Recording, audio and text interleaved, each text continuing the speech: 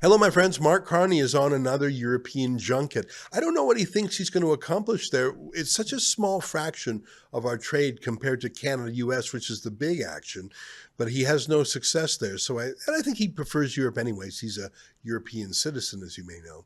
I talk about that, and I also interview Tristan Hopper about self-defense laws in Canada.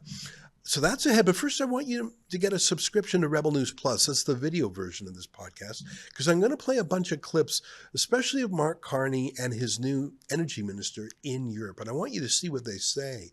Go to rebelnewsplus.com, click subscribe. It's $8 a month. And not only do you support Rebel News, but you get all that content. And you know, we don't take a dime from government. So we actually need the help. That's rebelnewsplus.com. Tonight, why do liberals speak to you in that certain foggy way? It's August 26th, and this is the Ezra Levant Show. Shame on you, you censorious thug.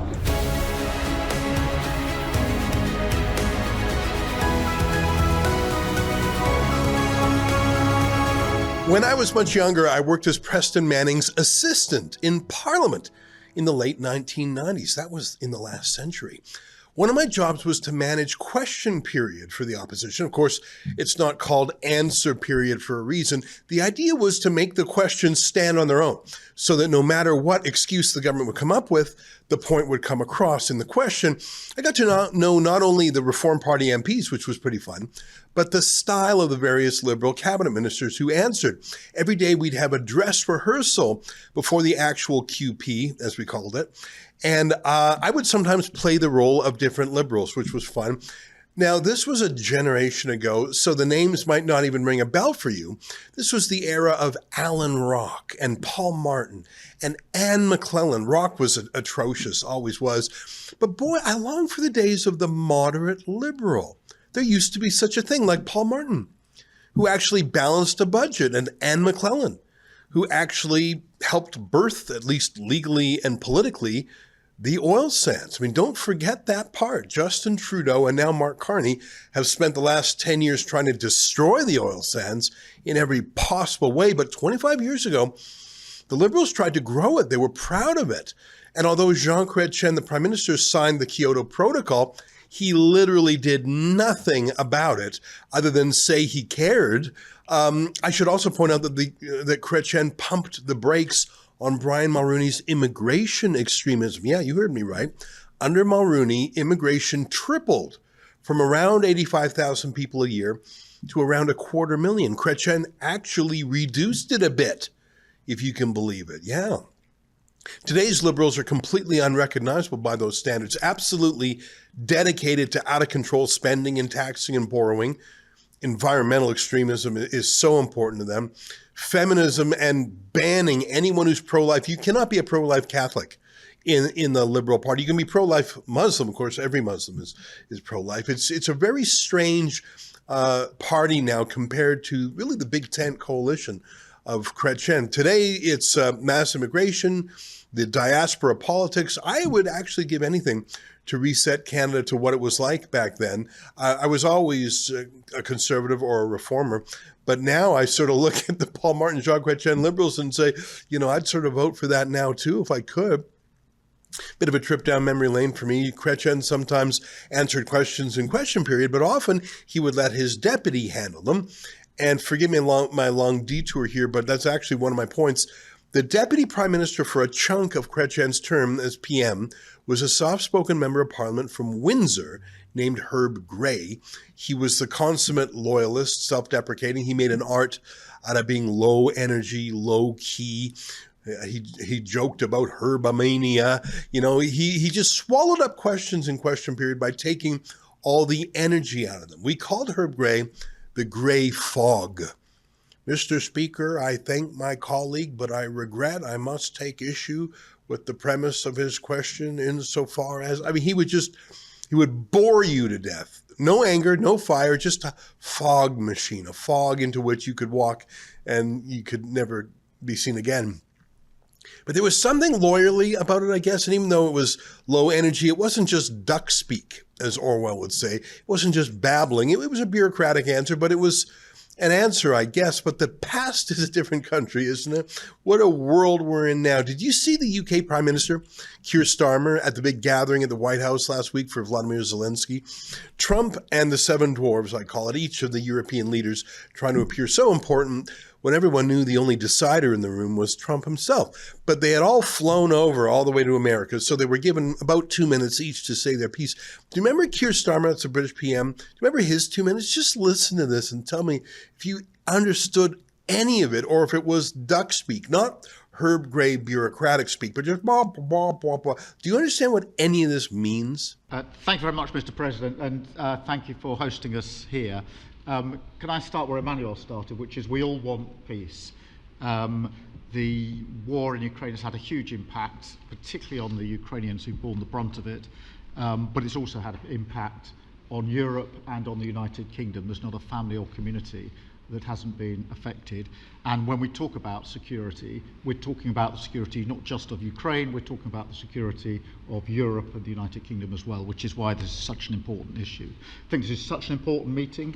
As a group, I think we've had a discussion on the phone a number of times, Mr. President, but be able now to be around the table to take it forward. And I really feel that we can, I think, with the right approach this afternoon, make real progress, particularly on the security guarantees, and your indication of security guarantees of some sort of Article 5 style guarantees fits with what we've been doing with the Coalition of the Willing, which we started some months ago, bringing countries together and showing that we were prepared to step up to the plate when it came to security.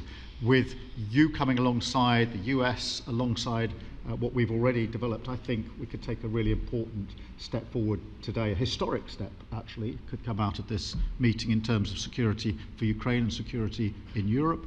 I also feel that we can make real progress towards a just and lasting outcome.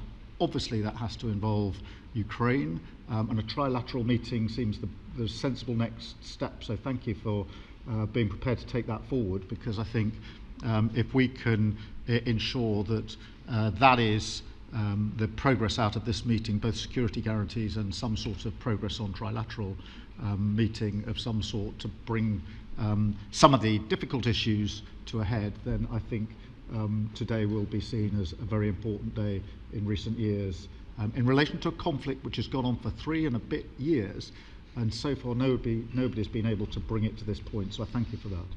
The only part I understood was that Keir Starmer believes that every single family in the United Kingdom has had their lives changed by the war in Ukraine. I'm just not sure that's true. And Trump gave a funny look right at that moment to J.D. Vance, who was standing in the room when Starmer said that. But Starmer is one of those modern robotic duck speakers who say nothing. And after a while, you realize it.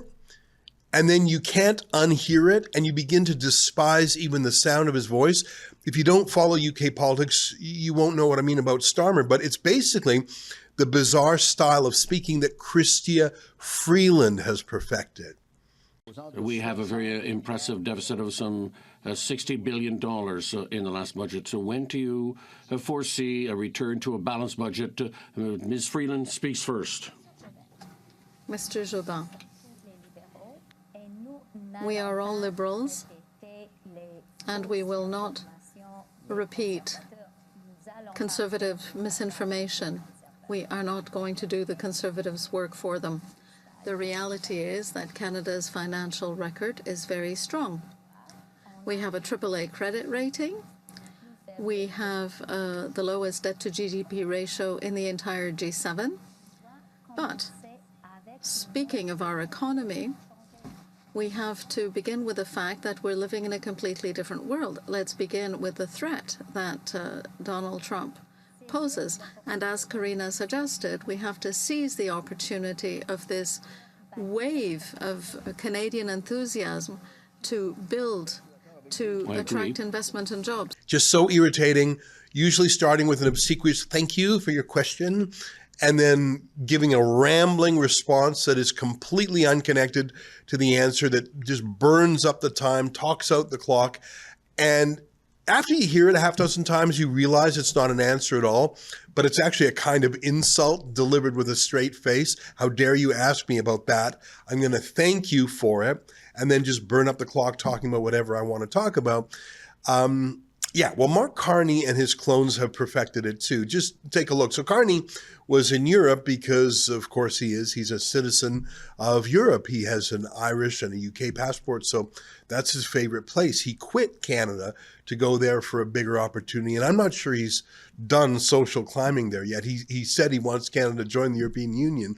So he's back there, and he thinks that's the place for him to be. Donald Trump is holding our country's private parts in his fists. But instead of dealing with Trump, which is the vast majority of our trade, Carney is over in Europe pretending that they can in some way replace our access to the largest market in the world. It's just across the border by car and truck and train. 90% of Canadians live within an hour of the United States, but Mark Carney thinks Germany is going to save us. It's so weird. So let's start with a question put to Carney when he was in Germany about selling energy to Europe. Now, the Germans came to Canada a couple of years ago begging for our energy, real energy, natural gas, not solar energy or electric vehicle, fake subsidies, green scam energy, but actual natural gas, because that's what they use. And they're buying it right now from Russia. And it's not just shaming them, but it's undermining them, because Europe spends more on Russian natural gas and other energy, including oil, than they do to give Ukraine in aid and weapons each year. Let me say that again. On a sheer mathematical basis, if you ask me which side of the war Europe is on, the mathematical answer would be Russia, because if you're measuring strictly on who Europe gives its money to, Europe gives more money to Russia than to Ukraine because of energy. But Justin Trudeau said, no, we're not going to sell you any LNG. There's no business case for it. So Europe wants to change that. Justin Trudeau refused to sell oil and gas, refused to let it even be produced, let alone shipped, let alone sold. 180 degrees opposite of Jean Chrétien and Anne McClellan. But German reporters are more honest than many Canadian reporters. And here's a little exchange. Prime Minister, just one question about raw materials. Could you please explore a bit more what Canada can realistically actually offer to Germany and Europe, given the fact that ports on the East Coast and also pipelines are still lacking? Okay, you're welcome to take the second part of my question if you wish. Thanks for the question. Look, there's a huge range of immediate opportunities with respect to critical metals and minerals, and there are medium-term opportunities with respect to all forms of energy, including LNG and hydrogen. And I'll quickly explain how we make those happen. Our government is in the process of unleashing $500 billion of investment in energy infrastructure, port infrastructure, particularly intelligence infrastructure as well, with AI. And a number of those investments, the first of which we will be formally announcing in the next 2 weeks, are with respect to new port infrastructure. And some of the examples in the public domain will include from reinforcing and building on the Port of Montreal, Contrecoeur, a new port effectively in Churchill, Manitoba, which would open up enormous LNG plus other opportunities, and other East Coast ports for those critical metals and minerals.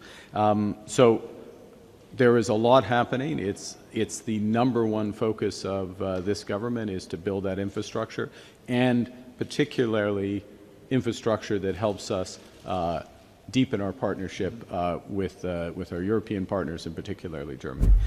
So no pipelines. More money for a port in Montreal. Gee, that's a shocker. A plan for Churchill, Manitoba. So that will be 10 years. Are you kidding? If you think it's going to be any faster, just duck speak. Throw in a mention of AI. Why not? $500 billion. That's what he's going to unleash. Does that mean tax dollars? What does it mean that he's going to unleash $500 billion? Why is he the decider? Do we have a centrally planned economy now? Just a bunch of baffle gab? Was there a single word in there that answered the actual question? How are you going to move any of this energy to Germany without pipelines or ports? And by ports, those big LNG liquefaction ports where they take natural gas, supercool it, which it liquefies, it puts it in those funny looking tankers and sends it over there. You can't just build those. Oh, but we have a huge range of opportunities, he said. And how long do you hear that? How long do you hear him say those things again and again and again before, like Chrystia Freeland and Keir Starmer, you realize that you're just being lied to? It's just a way to burn up the time. He's been prime minister for 166 days, by the way. Do you think any of these things are going to be built even in his first term? God forbid there's more. But in fact, Canada does sell our natural gas to Europe, just like we do sell our oil to the world. Now, you might find that surprising because we don't have LNG export ports. But the answer is it goes to the United States of America. We sell, 90% of our oil directly to the United States, same with our gas, and our exports, that's going to America. And they take it, and they might process it or mark it up, and then they resell it on the world market. And maybe that's why Donald Trump prefers Mark Carney. No pipelines built in Canada means more profits for the U.S. to resell our good stuff. Here, get a load of the Polish Prime Minister to Canada speaking some truth on the CBC of all places. Take a look. Former Prime Minister Justin Trudeau kind of famously said there was no business case to sell Canadian LNG to Europe. Well, when you look at what the Americans are doing, they sent 44 million tons of LNG to Europe last year. They're obviously seeing a business case for what they're producing. Is Poland interested in Canada's natural resources and LNG in particular? Is that something that you would like to see advance as these two countries get closer together? Yeah. Well, remember, some of that LNG that is coming from United States to Europe, to Poland, is also Canadian LNG.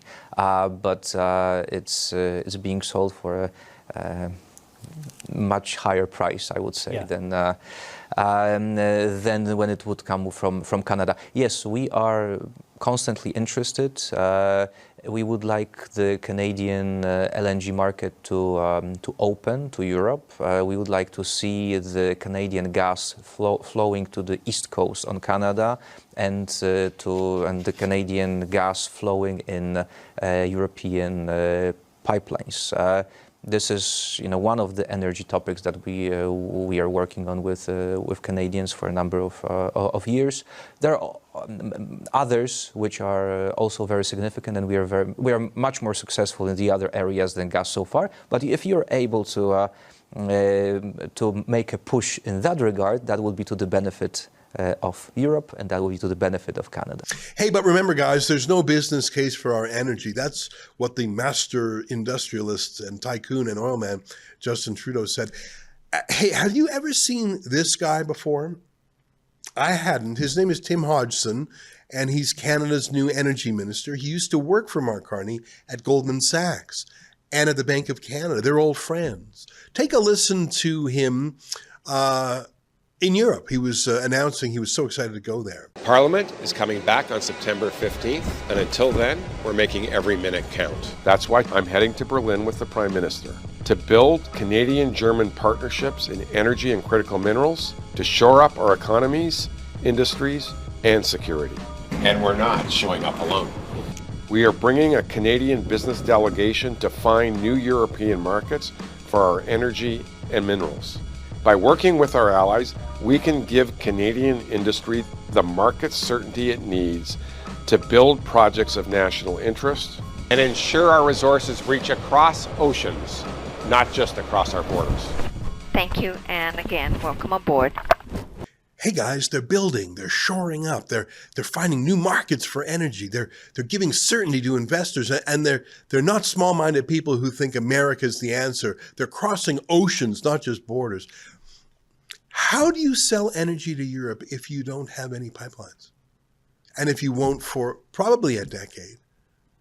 Why do you think people in the industry don't already know where energy is bought and sold? We're discovering new markets. You don't think oil men know where oil is bought and sold? And they need politicians to tell them about new markets. we're doing a favor to the industry by showing them new markets. It was that the missing piece of the puzzle here. Canadian oil men just didn't know where to sell their oil and gas, and the Europeans just didn't know who makes oil and gas. And luckily, Mark Carney and Tim Hodgson are going to connect them and unleash this. Was that the problem the whole time, or maybe has it been the anti-pipeline laws, the anti-tanker ship laws, the anti-oil sands laws, the anti-emissions laws, and until a few months ago, a carbon tax, which is going up every year, and by the way, has not been abolished. It's just been temporarily set to 0%, but it could be reset tomorrow to a higher number. Yeah, talk about uncertainty. But you know who can make sense of all this? A government journalist named David Aiken. He knows what the oil and gas industry needs for the Goldman Sachs boys, Mark Carney and Tim Hodgson, to do what the private sector can't do. To them, private industry isn't even in the game. This is about governments making the decisions, government making the deals, government making the funding when things fail, governments bailing them out, just shoveling more money into it until it happens. Here, take a listen. Quick question on financing. I wonder if the Government of Canada, as it did with Trans Mountain, is considering participating in an equity stake in either mineral developers or transporters of energy, or might assist with some other levels of financing as we approach the budget. In other words, other than signing partnerships, is there some tangible way the Government of Canada will put some skin in the game financially to help private sector proponents? So there's a number of different tools that we have, be it through the Canada Infrastructure Bank, through CDEV, through EDC, through BDC, through some SIF. of these are so risky, these projects, that even BDC is not going to take that risk on. That's why we bought Trans Mountain, because of the risk profile. Needed the government backing it, right? So again, there are tools like the Canada Growth Fund that take first of a kind risk. The government is going to use all the tools it has to responsibly develop projects, to do it in a way that's responsible for Canadian taxpayers, and do it in the right environmental way and in conjunction with First Nations. Did you hear that part where David Aiken did some liberal splaining, where he said the Liberals bought the Trans Mountain pipeline because the company couldn't handle the risk? That's a lie. The government of Trudeau is what killed the pipeline.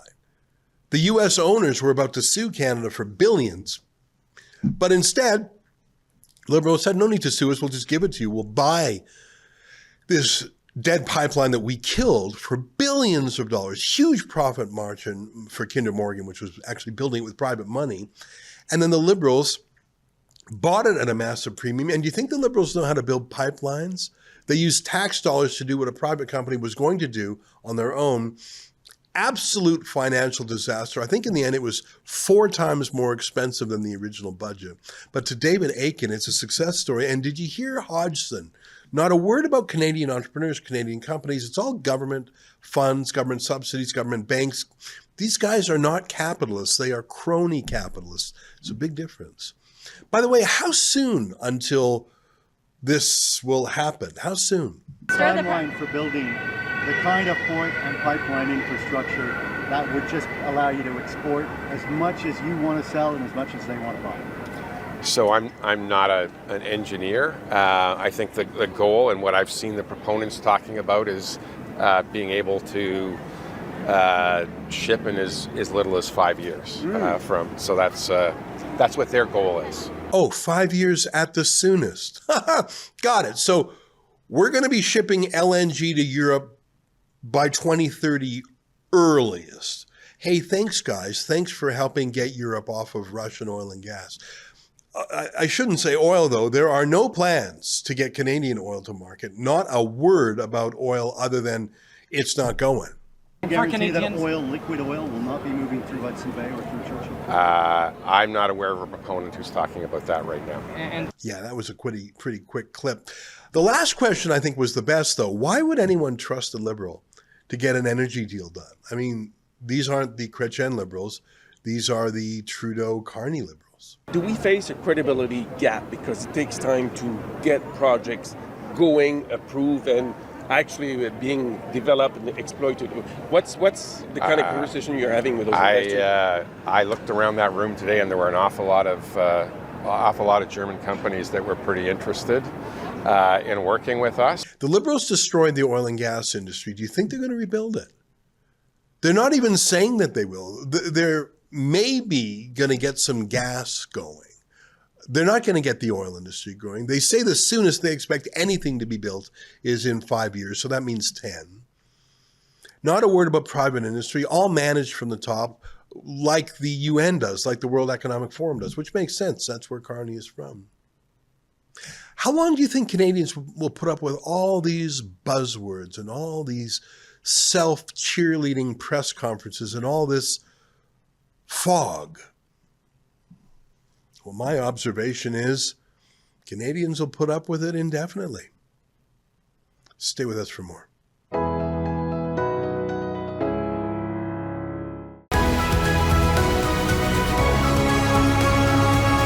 Well, I measure the success of Rebel News journalism in various ways. Sometimes the reaction we get, sometimes if we change public policy, but the depth of the reaction, not just journalistically, but in terms of people chipping into the Legal Defense Fund, tells me the case of Lindsay, Ontario native Jeremy McDonald has struck a chord not just with Ontarians, but with people across Canada. You know the story. Jeremy McDonald asleep in his home at 3 a.m., which is a good thing to do at 3 a.m., when someone breaks into his home with a crossbow, which is a weapon that means to kill. Incredibly, McDonald manages to get the best of it, and in an altercation leaves the intruder, a serial criminal known to police. Well, I won't describe the details of it. I'll let the court hear them.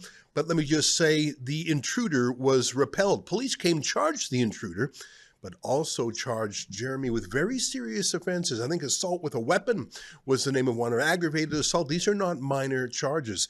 And if the intruder happens to die, and I hope he doesn't, those charges could be elevated to manslaughter. So what is the state of self-defense in Canada, especially in your home? There is no excuse whatsoever. There's no lawful justification for breaking into a man's home at night. So why is it that the police have charged him? We've done some talking and interviewing on this subject. My colleague Tamara Ugolini talked at length with a criminal lawyer on the matter.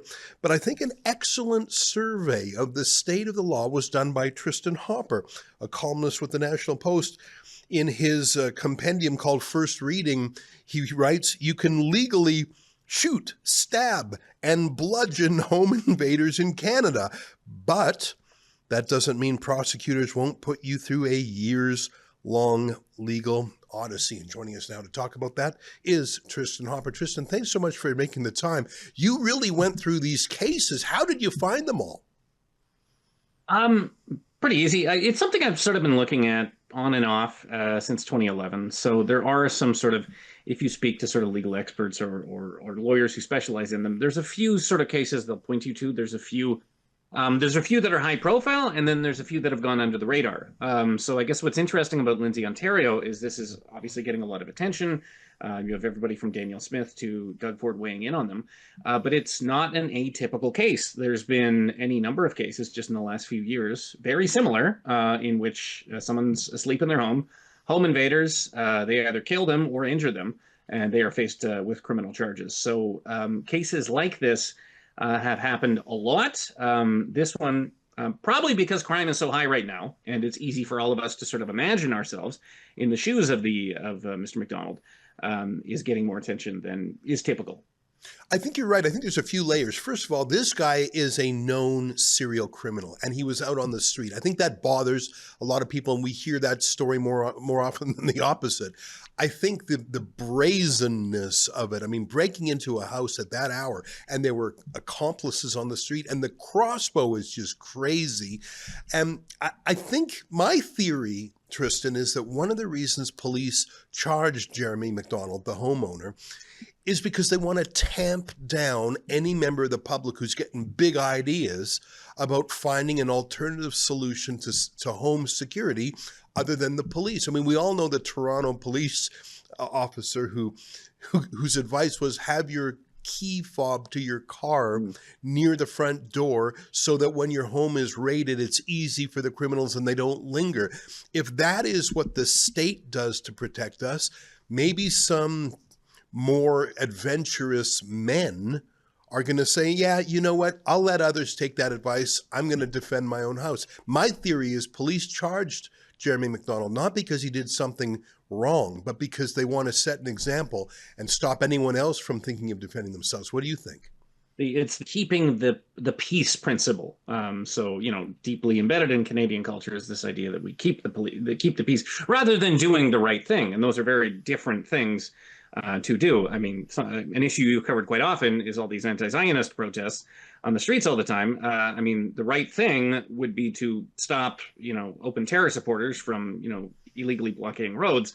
But instead, you keep the peace. You do the less disruptive option, which is to let the anti-Zionists just have free reign over the street. Yeah, you could argue about it from that perspective. The pattern I saw when I was looking at, because there are cases, there was one in Alberta, one I found in Ontario, in which there is a dead or injured home invader and no charges are laid. So you have a homeowner who was not put through this legal odyssey that Mr. McDonald's put through. The ones I looked at in which that wasn't the case, and usually the pattern is you're hit with second-degree murder or manslaughter or assault charges, and you know you're arrested. You have strict bail conditions. You have to spend tens, if not hundreds of thousands of dollars on your legal defense, and then a few months later or 2 years later, the Crown ends up dropping the charges. So yeah, you basically put through this 2-year legal odyssey. Now, in all of those cases, and this isn't universally the case, the homeowner, there was something that they weren't squeaky clean. Right. So maybe their son sold drugs from his bedroom. You know, maybe there was one illegal .22 firearm in the house. You know, maybe they were facing unrelated drug charges somewhere else. So police are called to the scene. There's a dead guy on the ground, and they say, "Well, you know, you've got drug. How do we know that you know this wasn't just a drug that had gone wrong?" So rather than actually investigating the true case of it, you know, you just have an imperfect individual who was still placed in a dangerous situation and had to defend themselves. You just refer it to Crown, and the truth eventually comes out. But in the interim, whether it's 5 months or 2 years, you put this ostensibly innocent individual through a legal hell. So that seemed to be the pattern that emerged for me. It was just police, rather than determining what the case was here, you found, you know, you saw a marijuana pipe and you said, "No, okay, this, you know, this is a job for the prosecutors," rather than getting to the root of what actually happened. You know, I think that's a very wise perception. I think you're right. You know, Levant, the old Soviet secret policeman, said, "Show me the man, I'll find you the crime." And the thing is, none of us are perfect. And if we are in our own homes, maybe there's something that's, you know, uninvited police into our homes might see something that maybe, I'm not making a confession here, by the way, but I think you're exactly right. Police might say, "Oh, you're not as squeaky clean." But the thing is, the right to self-defense doesn't depend on you being a squeaky clean, you know, virtuous saint. And that, what I love about the castle doctrine, as the law is sometimes called, where a man's home is his castle, it's ancient. It's not just an idea cooked up in the United States. It's an ancient principle from the United Kingdom, from which we take our laws also. And in particular, the king or his soldiers cannot come into your house without a warrant. Imagine that. You're in a kingdom, especially centuries ago, but the king himself cannot bust down your door without a legal reason. And I find that so important to our whole notion of our place in democracy, property rights. Just so many things depend on that. We don't seem to have that. You know, I take your point. In the end, we have that, but anyone who dares to assert that right is put through 2 years of hell first. That's what your report basically says. Yeah, the typical response is, yeah, if someone breaks in and you've injured or killed them, you're probably going to be arrested that night. The best case scenario is that you're home the next morning and no charges are laid, and that does happen. Yeah, if you're an imperfect individual and, you know, the people profiled, they didn't do anything wrong, But, you know, maybe they weren't just an upstanding member of the Rotary Club who just happened to have someone in their basement. You know, they lived in a rough neighborhood. Things have gone wrong in their lives. So it seemed to be more of a case of just bad police work. Now, I guess one factor in the police's defense is if you've actually killed someone and you're guilty of it, you almost always claim self-defense. Right. So it's the most common cause. So police show up, there's a body, you killed him over a drug debt, you say, oh, he charged in and he tried to kill me, so I had to shoot first. Yeah. So there's been several cases which did not succeed at the Supreme Court level, in which you've had a pretty obvious case of it's a gangland killing or it's a crime of passion. Someone claims self-defense and that's slapped down by the courts. So I guess I would argue in these cases, it's the job of the police before that 2-year legal odyssey has proceeded to sort of determine what is the truth. You know, this person claiming self-defense is potentially different than the actual criminal claiming self-defense to get away with killing someone. You know, I want to talk about Doug Ford, and he took to the microphone very soon after this. Let me play a clip of Ford referring to the case of Jeremy McDonald. Here, take a look. Did everyone hear about the story in Lindsay? So this criminal that's wanted by the police breaks into this guy's house. This guy gives him a beating, and this guy gets charged. And the other guy gets charged. But, something is broken. I know if someone breaks into my house or someone else's, you're going to fight for your life. This guy has a weapon. You're going to use any force you possibly can to protect your family. I'm telling you, I know everyone would. I'd be scared to break into Kevon's house. Look at he's like a linebacker. He beat the living crap out of the guy, as he should. Because enough's enough here. Violence and breaking into people's homes, putting guns to their heads. And guess what?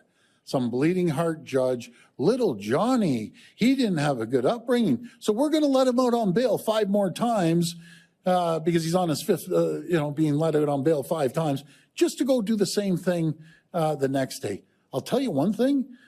I get more calls than anyone in the country. People are done with this.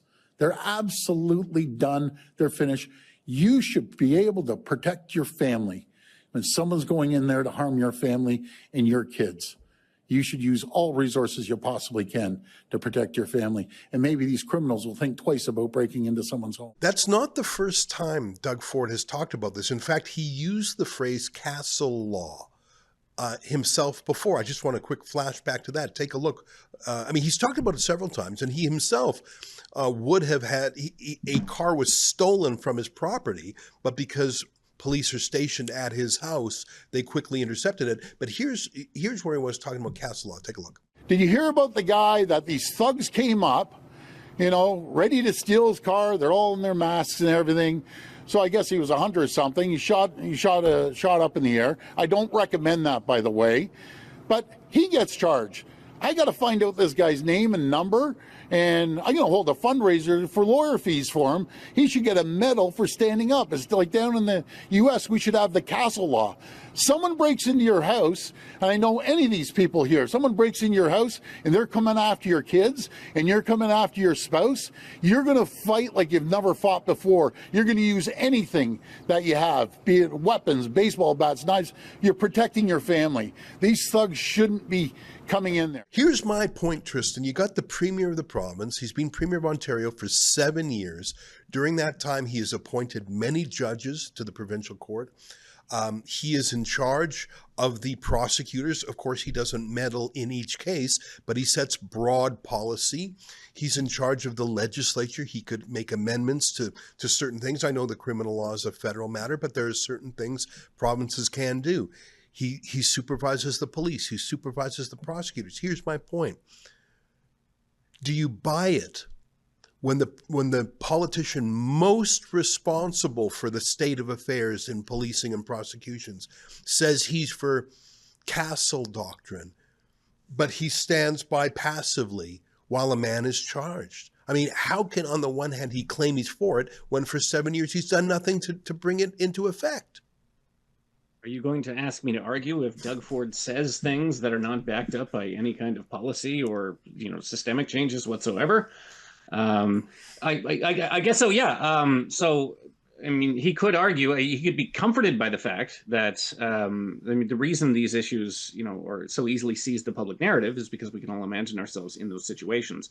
So that's why it's very hard for prosecutors to make these charges. I couldn't find a single case in which there was a case of a home invasion and someone actually was convicted, unless it was a lesser charge of sort of they did have an illegal firearm in the house or something. Because all you have to do is once you get in front of a jury, you're like, you know, I'm sitting there. I did not ask for this. I hear glass breaking downstairs. I grab a lamp or something and charge in. So, yeah, I think there are, like a lot of things, you know, be it the rise in auto thefts, the rise in stranger attacks, any number of horrifying crimes that are becoming more and more regular.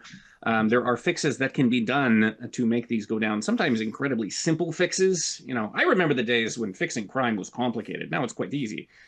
Just stop letting you know, serial criminals out to continue breaking the law. You know, find a way to stop that. So, yeah, if you're just going to sort of express sympathy with Mr. McDonald, but you're not going to sort of back it up with potential changes to enshrine this case. So I guess I could, if I could get inside Doug Ford's head, maybe he's being a little cautious. He's still thinking, well, what if we find out Jeremy McDonald knew the guy? Or, you know, he was coming in for some other reason. And this wasn't a pure case. That's a good reason for the premier not to meddle in any live case to begin with. I mean, the right answer is not to talk about any cases before the courts. But Doug Ford didn't choose that discretion. And that's what the police are saying. So the police, Canadian police, you know, classically give very few details about any of these things. So it's easy for us to speculate. But they're claiming if you follow this through the court, you're gonna come around to our side. Now, they've said that in all of the prior cases I mentioned in which someone didn't do anything wrong and 5 months later their life is ruined and now the charges are dropped. But that's what their claim is. They're saying, well, there's something that's going to come out this isn't going to be your pure case of home invasion. So I guess that's the biggest credit I could potentially give to the police service in this case. But at the worst case scenario, yeah, he just defended himself and they decided to throw the book at him because, you know, he punched him once more than he should have. You know, Justin Trudeau legalized marijuana. It's now in every corner store of this country, every corner of this country. But for a decade or two before that, police forces, prosecutors, usually at the provincial level, all made the decision, we are not going to prosecute people for simple possession of a small amount of marijuana. It's just not in the public interest, and frankly, there is not a reasonable chance of conviction. It was a decision to use discretion not to do something, even though it was in the criminal code. And we see that all the time. There is nudity, for example, in pride parades.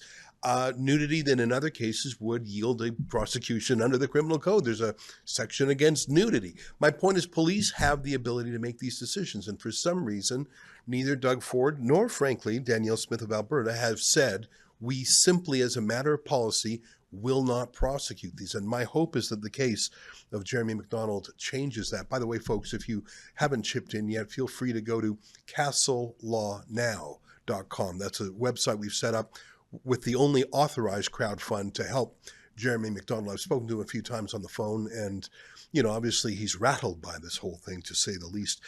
Tristan, thank you very much for taking the time. I really would recommend to anyone to follow Tristan in the National Post. He has columns, but he also does these compendiums that I just think are great surveys of the news. What are you working on now? And what's the best way for people to follow you? Go to the National Post, buy my book, Don't Be Canada. Or we have a new season of my podcast, Canada Did What? Coming up very soon. Canada Did What? Excellent. Thanks for taking the time with us. I really appreciate it. And it was an excellent read. I think if I can contrast that, the CBC, it felt like they were deploying expert after expert to say, no, do not defend yourselves. It felt like a weird campaign by the CBC, do not defend yourself. And I think your essay here is a good counterpoint to that. So thanks very much. All right. I hope everyone stays safe. Thank you very much. There he is, Tristan Hopper. Stay with us. More ahead.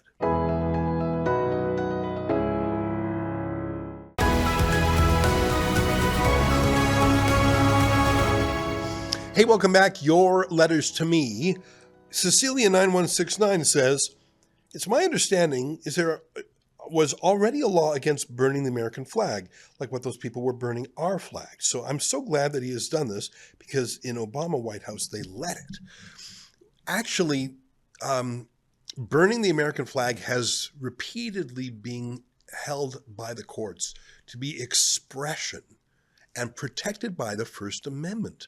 I read Trump's executive order, and about 2/3 of it really is saying that they will respect the U.S. First Amendment. Otherwise, this thing would be struck down in a moment. He said three things. The first is they would sort of test what the limits of the First Amendment is, okay, recognizing that the First Amendment covers a lot of it. The second thing is that if you burn a flag while in a riot, where it's not really about expressive content, you're not expressing a view, it's becoming a weapon or something, that will be prosecuted. How often does that happen? I don't think it happens very often. And then the final part was, if you are here on a visa, if you are a foreigner and burn the flags, get out. And that's not even a First Amendment thing. It's you are expressing your opposition to America as a country. I don't know if that will survive the First Amendment. I would think that the First Amendment is something that citizens can avail themselves of. I don't know if it'll work in the deportation context, but I think Donald Trump, or at least the lawyers who crafted that executive order, know that burning a flag is part of the First Amendment, which is why the flag is so powerful in a way, because that's the freedom so free that you can burn the flag and it's still allowed. I don't know. It's an interesting way to approach the culture war. If you read the executive order, it really realizes that free speech is strong. Next letter from Mark Hachette, 1809. It says, "Queers for Palestine is like turkeys for Thanksgiving." It was quite a showdown between the Queers for Palestine and the regular Pride Parade. The police didn't do anything to move the Queers for Palestine because they know the pecking order. I remember a decade ago, I wrote a column about politically correct poker, probably 20 years ago now, where I said, straight white men, it's like playing poker and maybe you have a pair of twos or something, pretty low hand. And then I said, well, if you're a woman, it's slightly more. If you're black, it's slightly more. Disabled, gay, what's the tippy top political poker? Well, these days it's obviously Hamas. It's obviously Islam. I mean, LGBTQ2SL+ is pretty powerful, but nothing can top Hamas. It's a very upside down way we're living, I think. That's our show for today. Until tomorrow, on behalf of all of us here at Rebel World Headquarters, to you at home, good night, and keep fighting for freedom.